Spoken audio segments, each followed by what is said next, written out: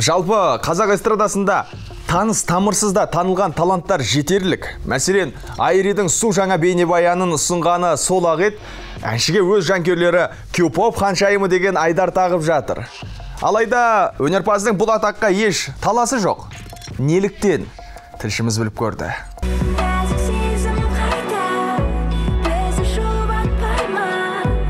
Айтпа әніне жаңа бейнебаян таспалаған Айриге жанкүйерлері бірден оң қабақ танытты. Тың туындыға көңілі толғандардың кейбірі жас аруды Q-pop жұлдызына балап жатыр.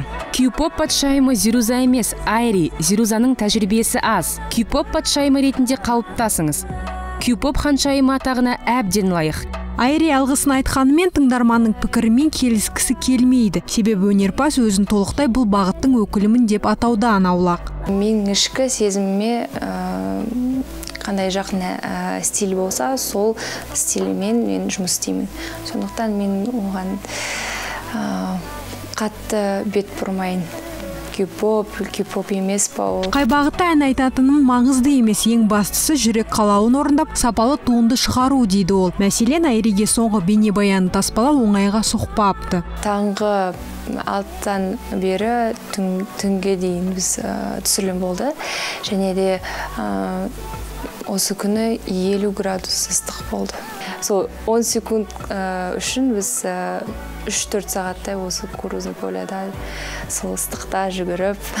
Экранның ар жағындағы құпиялармен бөліскен ару ұсыныс түссе, кейбір отандық орындаушылармен ортақ ән орындауға әрдайым дайын екенде айтып қалды. Мәселен, солардың бірі 91 ұжымы. Өте дарынды балалар, жігіттер. Батырмен біз 3-4 жыл бойы таныспыз. Себебі Қазақстан дауысына қатыстық. Бір-бірімізді жақсы білеміз. Жалпы араласам. Аталмыш дуэт жүзеге асады ма, жоқ па, әзірше уақыт еншісінде. Ал оған дейін Айри жеке шығармашылығына барынша кіріспек. Жаңадан әндер жазып, Қазақстан бойынша кішігірім турнеге аттануды жоспарлап отыр.